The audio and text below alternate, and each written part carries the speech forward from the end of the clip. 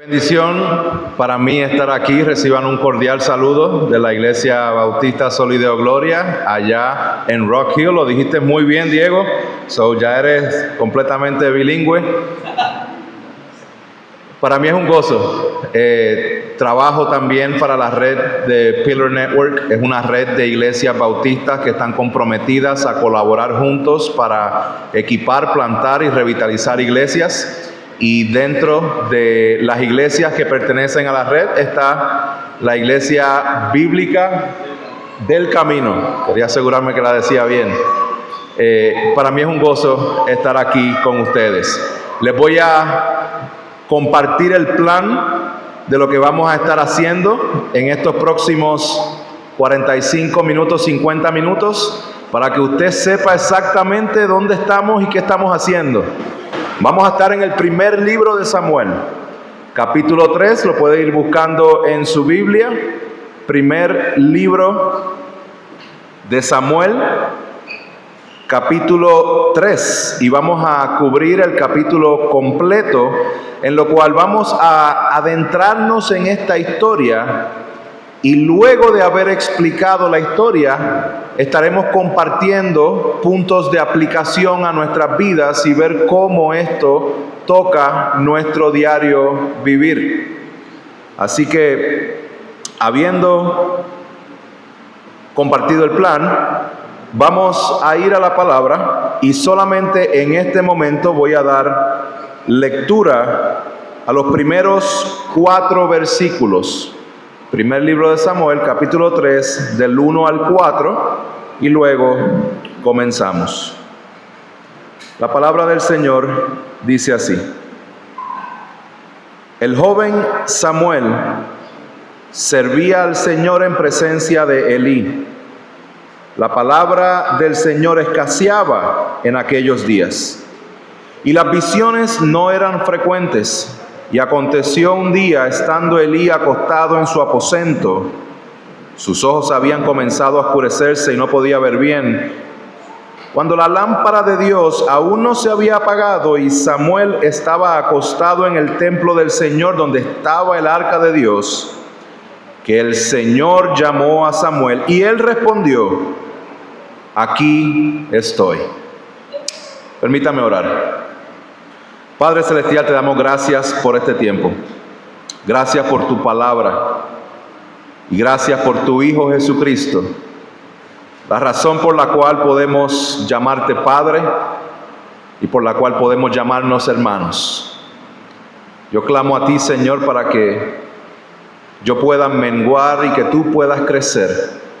Que tu palabra pueda ser comunicada con claridad y que tu Espíritu Santo sea tocando, Señor, el corazón de cada uno de los que estamos aquí. Bendice esta iglesia. Bendice tu iglesia. Te lo pido en el nombre poderoso de Jesús. Amén.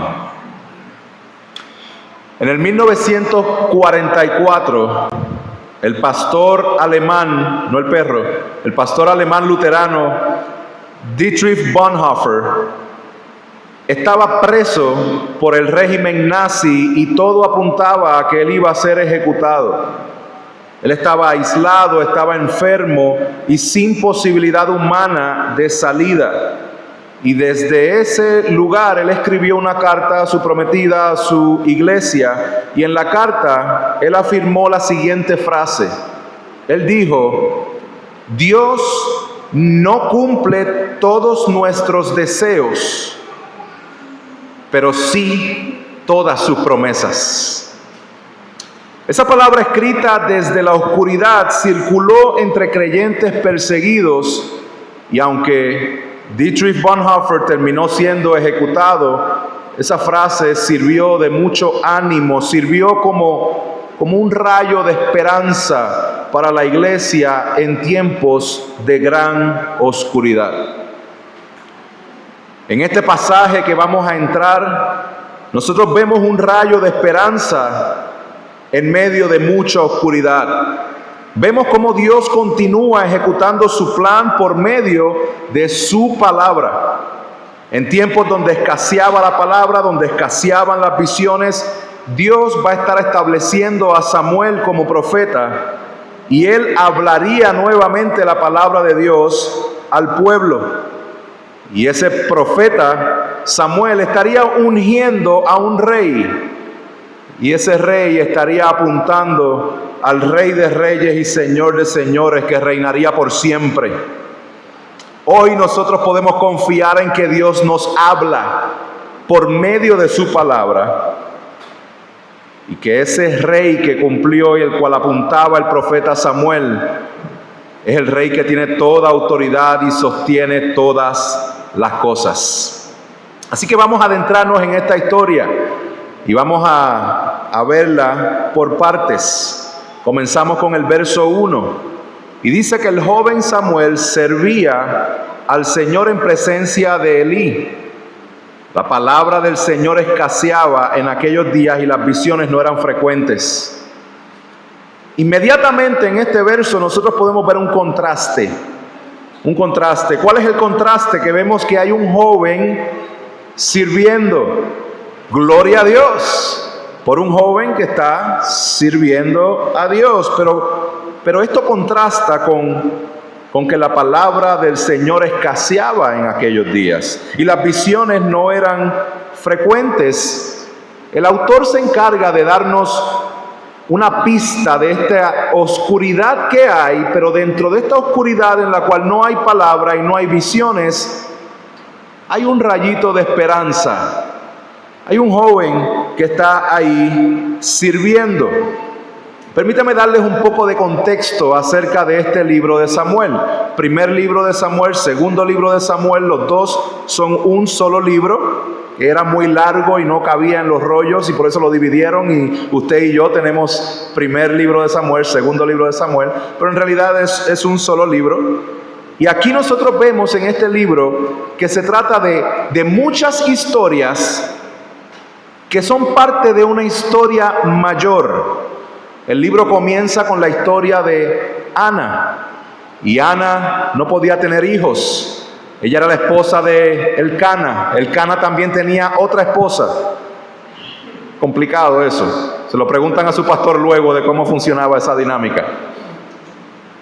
La idea es que Ana no podía tener hijos, pero Penina, que era la otra esposa, sí podía tener hijos y le estaba haciendo la vida imposible a Ana, y ella angustiada mientras iban a servir sacrificios al Señor, empezó a orar y el sacerdote Elí la vio orando y dijo: ella tiene que estar borracha, porque ella hablaba pero no salía sonido de su boca, sino que su corazón angustiado.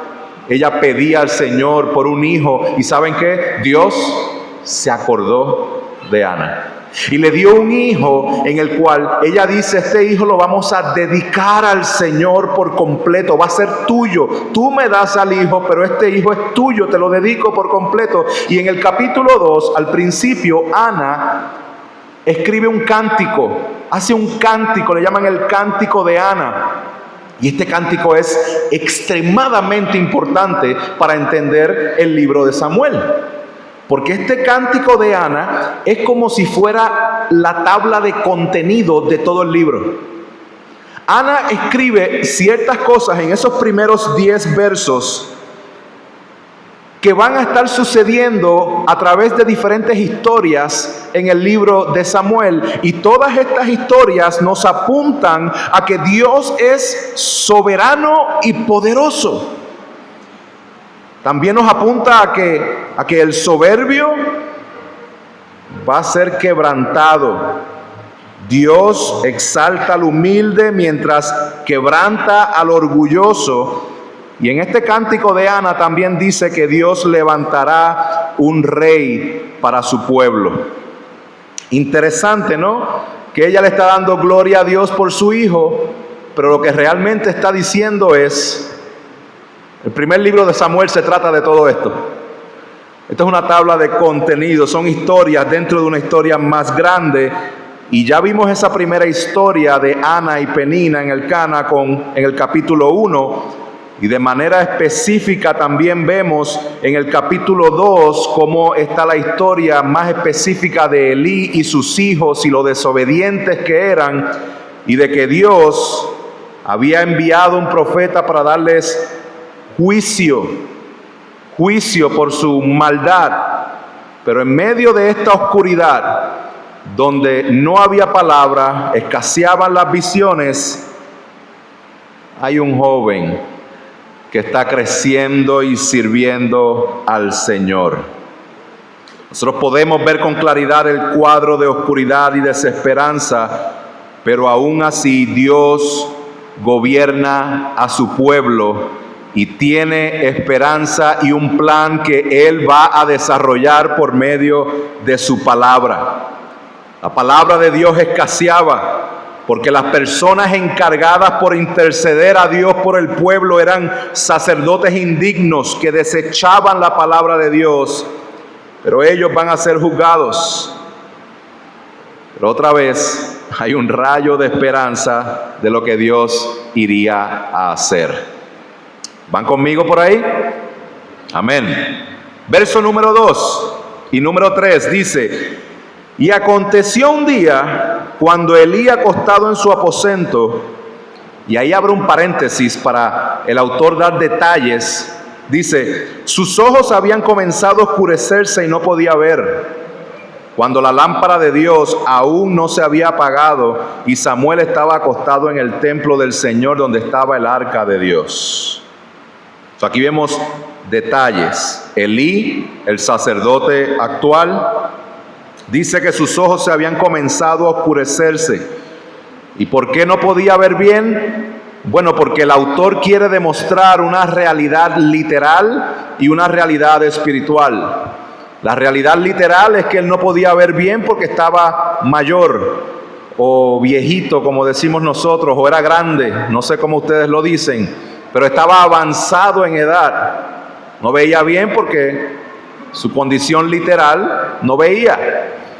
Pero de manera de manera simbólica, representaba cómo el pecado había hecho que ya no pudiera tener el discernimiento correcto para ver las cosas de Dios. Al punto de que cuando Ana oraba, él pensó: está borracha. No, Elí no estaba borracha, estaba pidiendo a Dios por un hijo. Luego dice que Samuel dormía en el templo donde servía, y literalmente donde estaba la lámpara del candelabro que estaba en el lugar santo, y dice que no se había apagado. Vemos en Elí la oscuridad, no podía ver bien, pero vemos que Samuel está en un lugar donde la luz todavía no se había apagado. Otra vez, de manera literal, nosotros vemos que esto significa que el evento que está ocurriendo ocurre específicamente en una parte de la noche, donde esa lámpara está prendida. Pero de manera simbólica representa esta esperanza, este rayo de esperanza de que la luz todavía no se había apagado. ¿Y qué sucedió? Que Dios llamó a Samuel, no a Elí, a Samuel. Vamos a verlo aquí en el verso 4.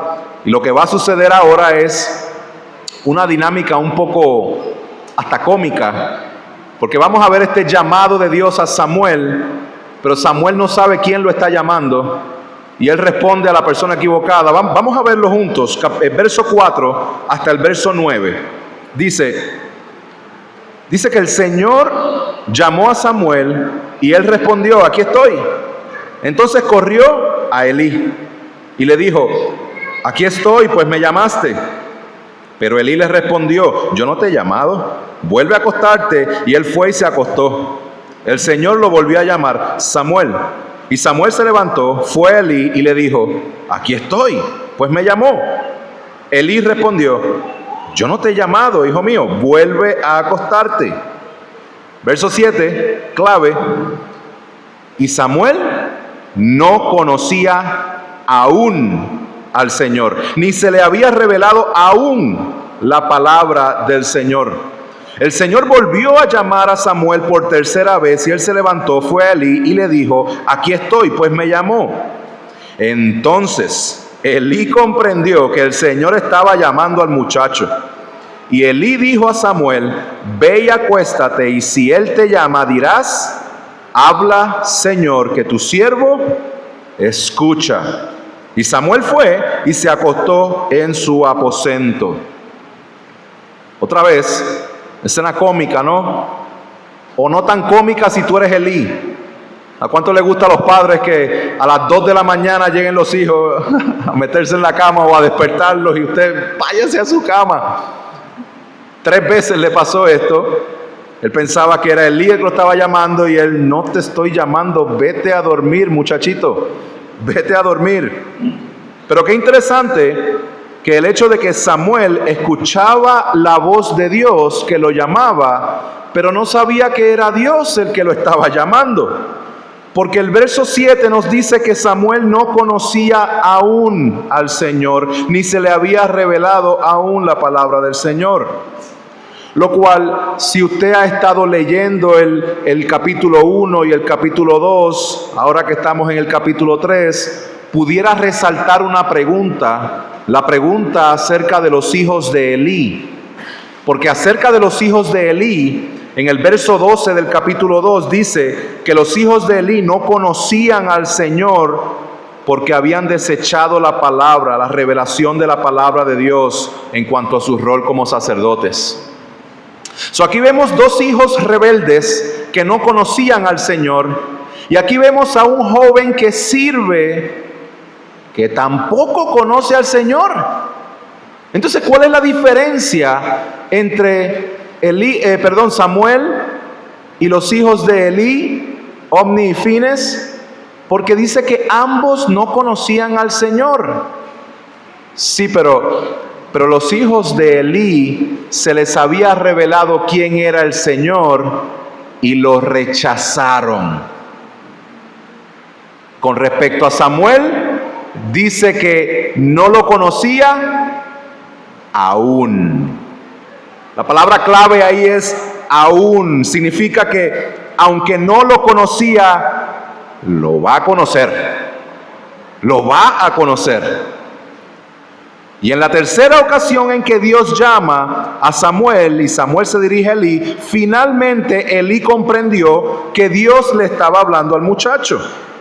Vamos a leer nuevamente del 9, pero voy a seguir hasta el verso 10, donde dice: y Elí dijo a Samuel: ve y acuéstate, y si él te llama, dirás: habla, Señor, que tu siervo escucha. Y Samuel fue y se acostó en su aposento. Entonces vino el Señor y se detuvo y llamó como en las otras ocasiones: Samuel, Samuel. Y Samuel respondió: habla, que tu siervo escucha. Aquí está pasando algo grandioso y no quiero que lo perdamos de vista. ¿Qué nos dijo el autor al principio del capítulo? Que la palabra de Dios escaseaba. Pero aquí Dios está hablando nuevamente. En tiempos donde escaseaba la palabra, Dios se apresta a llamar a un profeta porque Dios está a punto de hablar nuevamente. Y Dios le habla a Samuel. Vamos a ver qué fue lo que Dios le habló. Versos 11 al 14. Dice: y el Señor dijo a Samuel: estoy a punto de hacer una cosa en Israel, la cual hará retumbar los oídos, ambos oídos, a todo aquel que la oiga.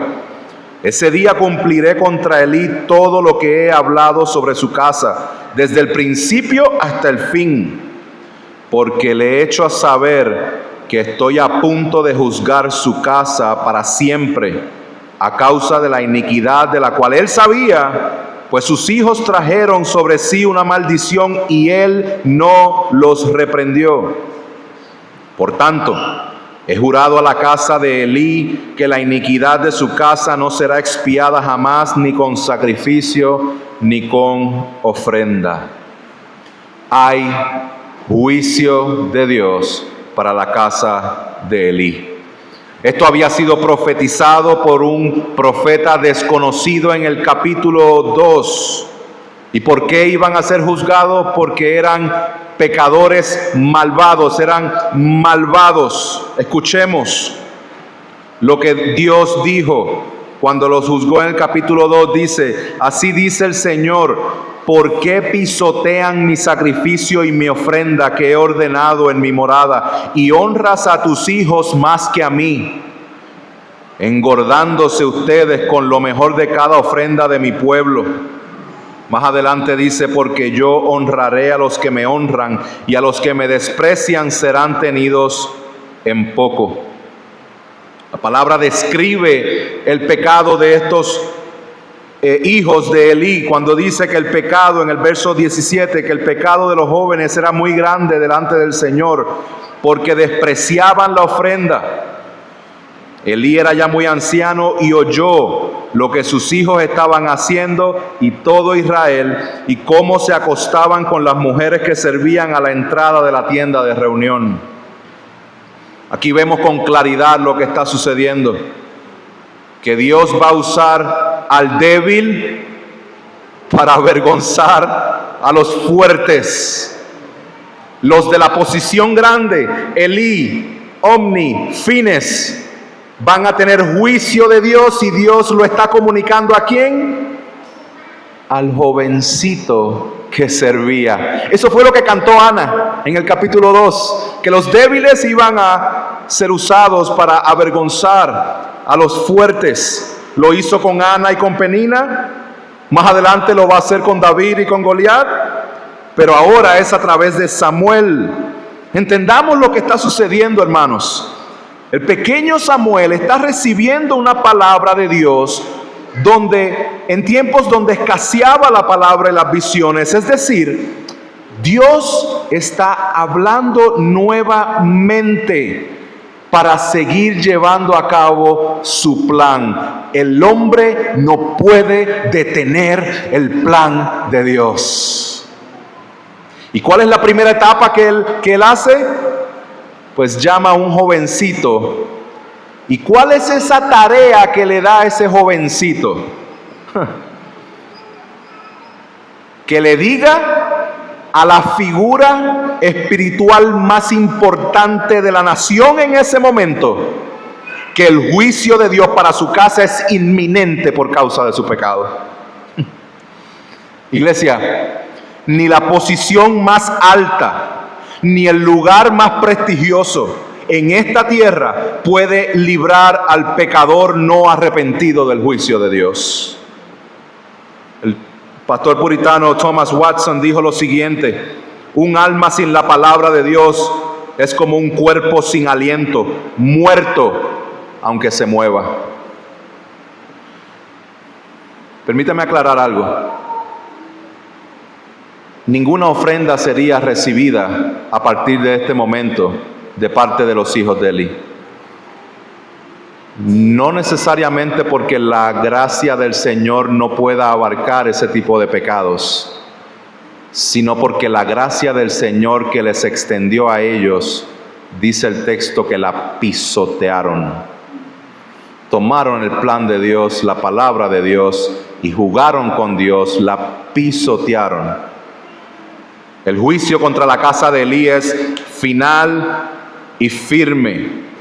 Y mientras la oscuridad reina en la casa y arropa la casa de Elí, un rayo de esperanza brilla por medio del jovencito Samuel. Recordemos otra vez, verso 11. El Señor dijo a Samuel: estoy a punto de hacer una cosa en Israel, la cual hará retumbar ambos oídos de todo aquel que la oiga. ¿Y saben qué? ¿Saben cuáles fueron los primeros oídos en retumbar al escuchar eso? Los del mismo Samuel. Póngase en su posición, en la posición de Samuel. Que usted es un jovencito, que Dios lo está llamando, usted no sabe ni que era Dios el que lo estaba llamando. Y cuando finalmente usted dice, habla que tu siervo escucha, y Dios habla, ok, esto es lo que vas a decir. Dile a Elí que el juicio viene ya. Si fuera puertorriqueño, Samuel hubiese dicho, ¿en qué lío me he metido? ¿En qué lío estoy adentro? No sé cómo lo dirían acá. Así que ustedes lo contextualizan a su propia forma. Vamos a ver lo que Samuel hace con la palabra que Dios le dio. Verso 15 en adelante al 17 dice, Samuel se acostó hasta la mañana, entonces abrió la puerta de la casa del Señor, pero Samuel temía contar la visión a Elí. Así que Elí llamó a Samuel y le dijo, Samuel, hijo mío, aquí estoy. Y respondió Samuel, y Elí dijo, ¿cuál es la palabra que el Señor te habló? Te ruego que no me la ocultes, así te haga Dios, y aún más, si me ocultas algo de todas las palabras que Él te habló. Samuel tenía miedo. Y claro, yo hubiese tenido miedo, usted hubiese tenido miedo, si un mensaje como ese es el primero que usted debe compartir al sacerdote, a Elí. Hay veces en que nosotros tenemos palabra que tiene un peso enorme poder comunicarlas. Recuerdo hace unos años donde en mi familia lamentablemente experimentamos una tragedia y me tocó a mí compartir las noticias de esta tragedia a mis padres. Y yo temía, aparte del dolor, temía la reacción de ellos, sentía el peso enorme de la situación y decía, ¿cómo yo voy a comunicar esto? Y algo así, pero mucho más, era lo que probablemente Samuel estaba sintiendo en ese momento. ¿Cómo yo voy a comunicar esto? Y muchas veces nosotros sentimos temor de compartir la verdad de la palabra de Dios por miedo al rechazo, por miedo a cómo responderán. Mas sin embargo, vamos a ver lo que hizo Samuel. Verso 18 dice, entonces Samuel se lo contó todo, sin ocultarle nada. Y Elí dijo, Él es el Señor, que haga lo que bien le parezca. Samuel contó todo sin editar lo que Dios le había dicho. Mientras los hijos de Elí eran infieles, aquí estamos viendo un jovencito que es fiel a la palabra de Dios. Sigamos al verso 19. Dice, y Samuel creció y el Señor estaba con él. No dejó sin cumplimiento ninguna de sus palabras, y todo Israel, desde Dan hasta Beerseba, supo que Samuel había sido confirmado como profeta del Señor. Verso 21, y el Señor se volvió a aparecer en Silo, porque el Señor se revelaba a Samuel en Silo por la palabra del Señor. Dios está hablando nuevamente. Y ahora hay un profeta. Verso 19 nos muestra que Dios es fiel. Verso 20 y 21 nos indica que ahora todo Israel sabe acerca de este nuevo profeta. Dios había confirmado a Samuel como profeta del pueblo. El pueblo una vez más tiene profeta.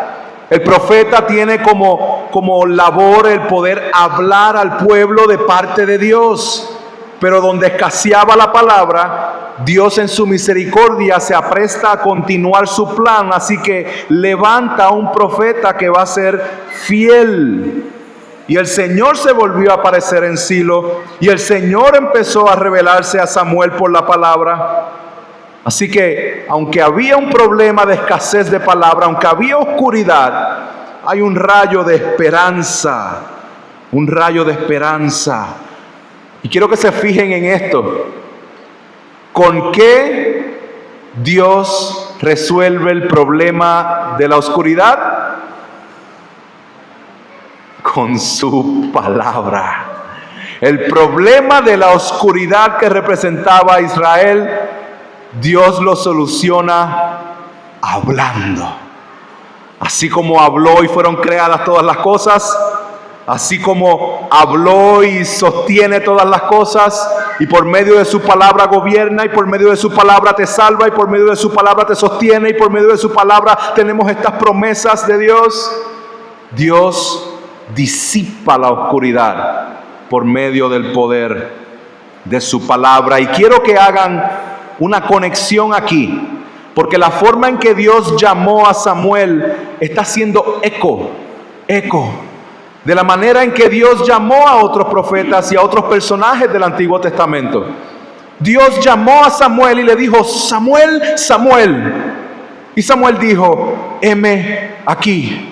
Pero en Génesis capítulo 22, verso 11, Dios llamó a Abraham, Abraham. Y Abraham contestó: heme aquí. En Génesis 46, 2, Dios llamó a Jacob, Jacob, Jacob. Y él respondió: heme aquí. En Éxodo 3:4 él llamó al profeta Moisés y dijo: Moisés, Moisés. Y Moisés dijo: heme aquí. Dios no está llamando a un cualquiera. Dios está llamando a un profeta para hablar de parte de Dios, para Dios seguir llevando y ejecutando el plan que Él estableció desde el principio. Otra vez, esta historia es parte de una historia dentro de una historia mayor, donde Dios humilla al que se exalta y exalta al que se humilla, donde Dios ejecutará juicio y donde Dios levantará a un rey que reinará por siempre. Mis hermanos, podemos confiar en la palabra de Dios que disipa la oscuridad, es nuestro rayo de esperanza en medio de los problemas y las circunstancias que vivimos, en medio de un mundo caído, en medio de problemas y sufrimientos que pasamos. La palabra de Dios, decía el salmista, que es lámpara a mis pies, tu palabra, y luz a mi camino. Y todo esto tiene su cumplimiento en Cristo. En Cristo. Dios levantó a este profeta Samuel en tiempos donde la palabra escaseaba. Y nosotros vamos a ver que este profeta Samuel es el que va a ungir a un rey, Saúl. Pero este rey resultó ser desobediente también, y también ungió al siguiente rey, David. Y este rey David era un hombre conforme al corazón de Dios, del cual Dios le promete de manera específica y le dijo: levantaré de tu descendencia después de ti, el cual saldrá de tus entrañas, y estableceré su reino. Él edificará casa a mi nombre, y yo estableceré el trono de su reino para siempre. Yo seré padre para él, y él será hijo para mí.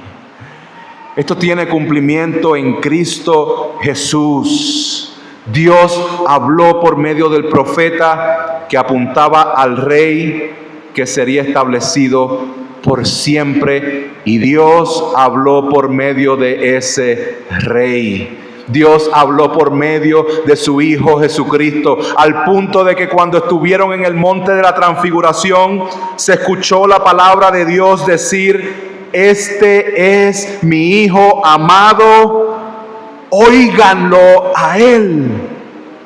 Dios nos habla el día de hoy por medio de su Hijo Jesucristo, no por el profeta Samuel, sino por el verdadero profeta que fue levantado en Jesucristo. Mira lo que el autor de los Hebreos nos dice. Hebreos 1, del 1 al 3 dice: Dios, habiendo hablado hace mucho tiempo, en muchas ocasiones y de muchas maneras a los padres por los profetas, en estos últimos días, nos aplica a usted y a mí el día de hoy, en estos últimos días nos ha hablado por su Hijo, en quien constituyó heredero de todas las cosas, por medio de quien hizo también el universo. Mis hermanos, solamente a través de Cristo podemos escuchar la voz de Dios y recibir la dirección que nos brinda su luz. Rendirnos a Cristo creyendo en su vida, su muerte, su resurrección, nos garantiza la vida eterna, porque Él es el profeta verdadero y la palabra viva de la cual usted y yo podemos confiar la totalidad de nuestras vidas. Por tanto, iglesia, de todo lo que he comunicado, esto es lo que quiero que usted se lleve y aplique a su vida. De que en medio de la oscuridad, confíes en la palabra de Dios. Confía en la palabra de Dios en medio de la oscuridad y confía plenamente, porque la palabra de Dios es un rayo de esperanza. Gloria a Dios por su palabra. Gloria a Dios porque nos permite tener acceso a esta revelación de quién es Él y quiénes somos nosotros y cómo podemos llegar a tener comunión con Él. ¿Cómo aplicamos esto a nuestras vidas? 3 puntos que quiero compartir. Punto número 1. Desechar su palabra trae falta de dirección y juicio. Así como la palabra de Dios es luz que disipa las tinieblas, desechar esa luz, desechar la palabra trae falta de dirección y juicio. Vimos el ejemplo con los hijos de Elí. También el mismo Elí, no tenían dirección, por lo tanto no podían dirigir a nadie. Ellos rechazaron la palabra y rechazaron la esperanza. El día de hoy, yo hago un llamado a todo aquel que tenga falta de dirección a causa de su pecado, a que no rechaces la palabra de Dios y que no rechaces el medio dado por Dios para que puedas conocerle a Él, para que puedas conocer tu pecado y para que puedas reconocer tu necesidad de salvación por medio de Cristo. Rechazar la palabra de Dios es rechazar a Cristo mismo. Escucha lo que el autor de los Hebreos nos dice en Hebreos capítulo 10, verso 36. Dice: porque si continuamos pecando deliberadamente después de haber recibido el conocimiento de la verdad, ya no queda sacrificio alguno por los pecadores, sino cierta horrenda expectación de juicio y la furia de un fuego que ha de consumir a los adversarios. Quiero aclarar algo aquí. Ningún pecado que tú hayas cometido va a poder sobrepasar la gracia de Dios. Y tienes que confiar en la palabra del Señor que nos enseña que donde abunda el pecado, sobreabunda la gracia. Pero esa gracia tiene nombre y apellido.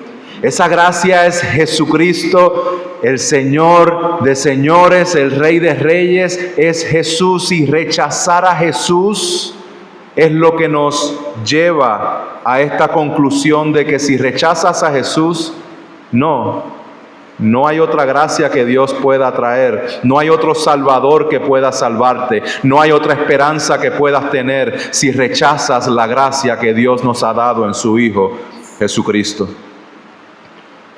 Ven a Cristo en arrepentimiento y fe el día de hoy, reconociendo que en Él tenemos perdón de pecados y que en Él tenemos vida eterna. Si eres creyente, hazlo a diario. Y si nunca lo habías hecho, te invito a que rindas tu vida dándole la espalda al pecado y reconociendo que solamente en Cristo hay salvación y Él es la luz que disipa la oscuridad. Punto número 2. Confiar en su palabra es más una postura que una receta. Lo explico. Muchos de nosotros a lo mejor hemos escuchado predicaciones acerca del primer libro de Samuel capítulo 3, donde Dios está llamando a Samuel y Samuel no sabía qué hacer y le dice Elí: dile estas palabras, habla Señor que tu siervo escucha. Aquí está la receta. La receta es la siguiente, hermanos: levántese a las 3 de la mañana. Y a las 3 de la mañana usted empiece a pedirle al Señor: Señor, habla que tu siervo escucha, habla que tu siervo escucha, habla que tu siervo escucha, hasta que Él te hable. No, eso no es lo que está enseñándonos el texto. Esto no es una receta para nosotros escuchar de Dios lo que solamente queremos escuchar nosotros y no lo que Dios quiere decir. Esto es una convicción. Nosotros debemos acercarnos a la palabra de Dios con la postura, con la convicción de que Dios habla por medio de su palabra. Y que Dios nos va a estar hablando constantemente por medio de su palabra, no como una receta que podamos descifrar a Dios de que es de esta forma en que Dios lo hace. No, ya Dios nos dijo de cómo Él habla. Nos habla por medio de su Hijo, por medio de su palabra. Y esa palabra la debemos obedecer y rendirnos a ella. Dios no te va a hablar de la misma manera en que le habló a Samuel. ¿Por qué? Porque Samuel era el profeta que Él estaba levantando en aquel tiempo. Y Dios no va a levantar más profetas el día de hoy, porque ese profeta que se levantó en Samuel tiene su cumplimiento en Cristo Jesús.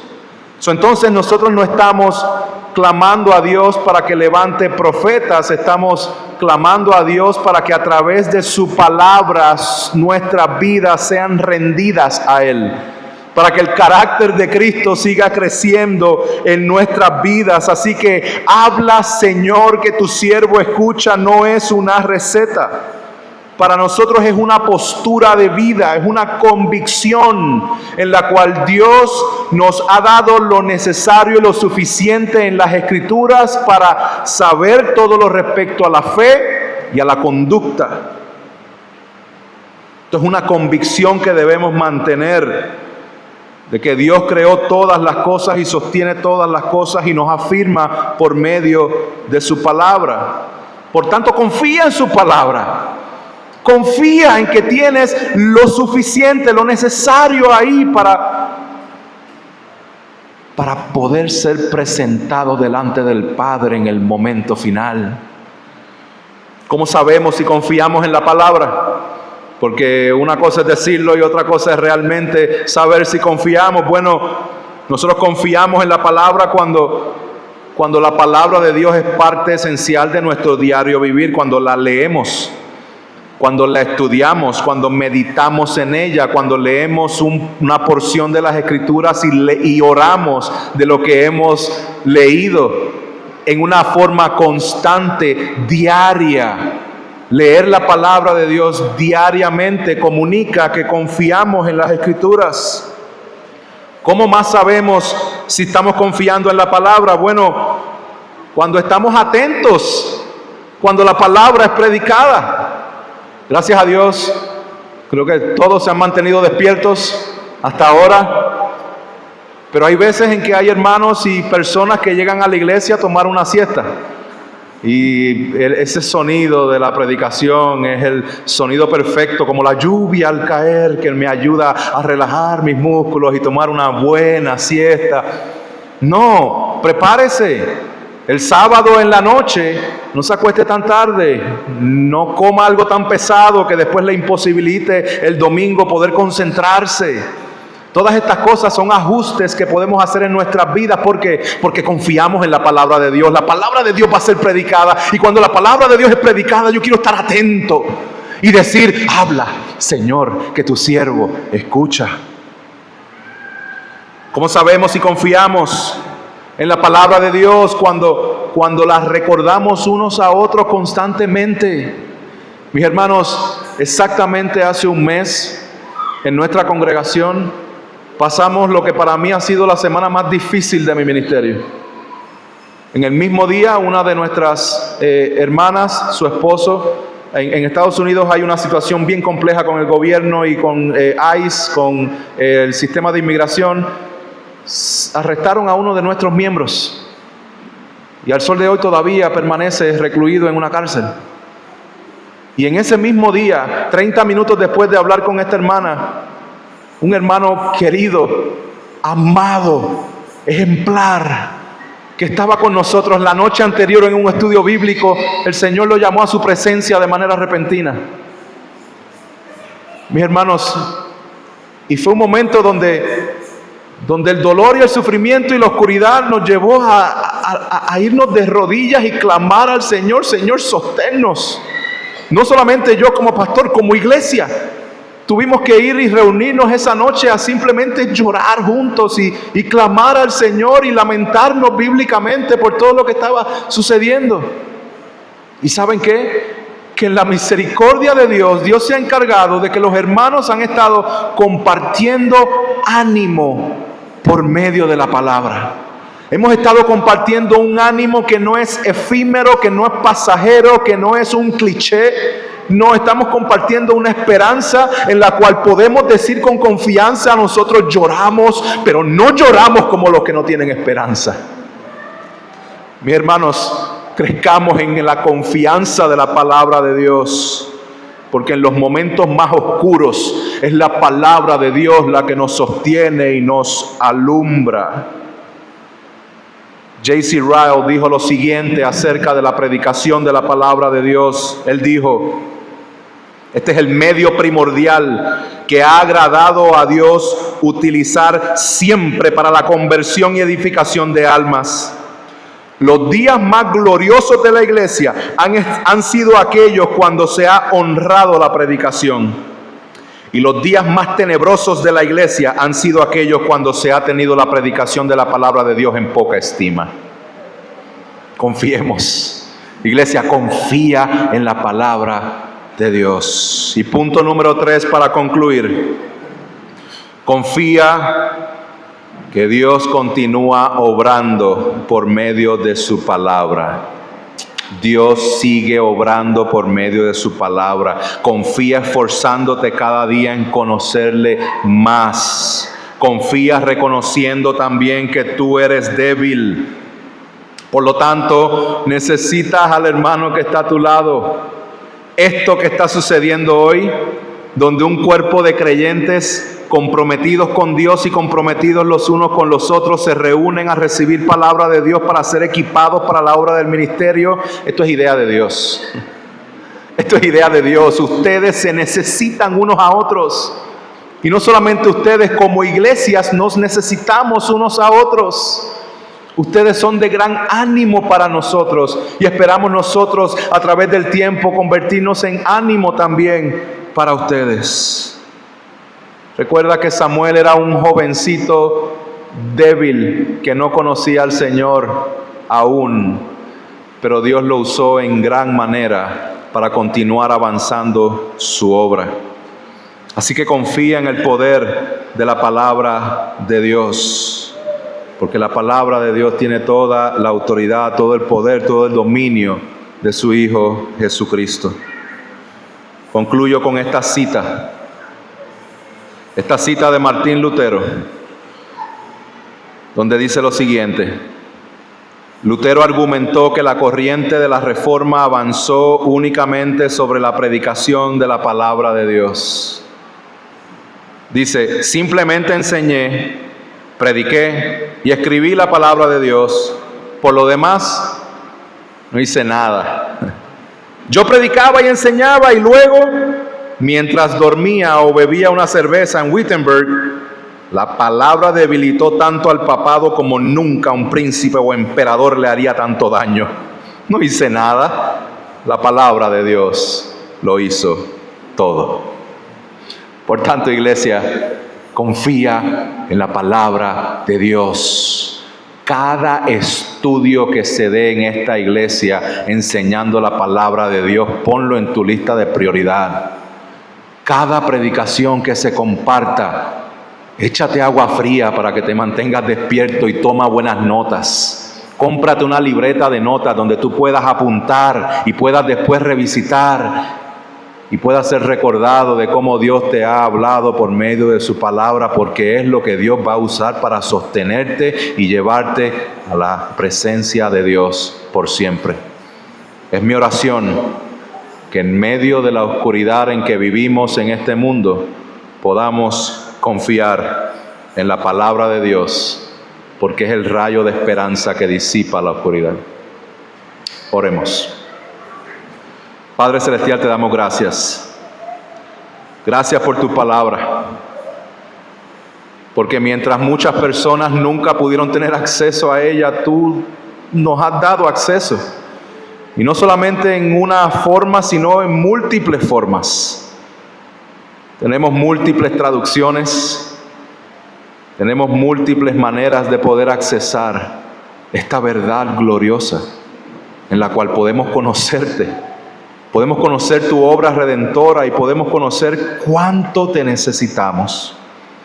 Yo clamo a ti, Señor, para que esta iglesia, Señor, sea fortalecida en tu palabra y que en los días que sean tentados a experimentar con otras formas de sostener la iglesia, que ellos se anclen firmes en reconocer que la palabra de Dios es suficiente. Gracias, Señor, por la vida del pastor Diego. Gracias por sus líderes, gracias por cada uno de sus miembros. Y clamo a ti para que los bendigas, los fortalezcas y ellos se conviertan, Señor, en una luz que brille en medio de esta ciudad. Lo pido en el nombre poderoso de Jesús. Amén y amén.